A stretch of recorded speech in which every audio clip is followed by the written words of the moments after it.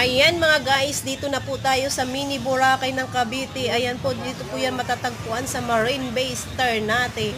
Ayan, napakaganda dito guys. Kaya siya tinatawag na Mini Boracay dahil maputi po ang kanyang buhangin. Malinis ang dagat. May pagka-blue-blue po ang dagat doon at maganda po ang kanyang alon guys. Mataas ang alon niya pero hindi po siya panay-panay ang alon. Maganda po maligo dito guys.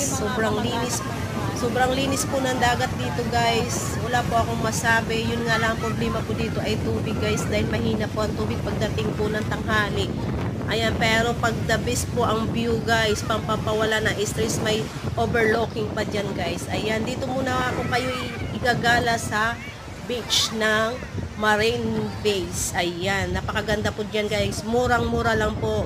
Ang entrance yan 100, ang cottage 500 po.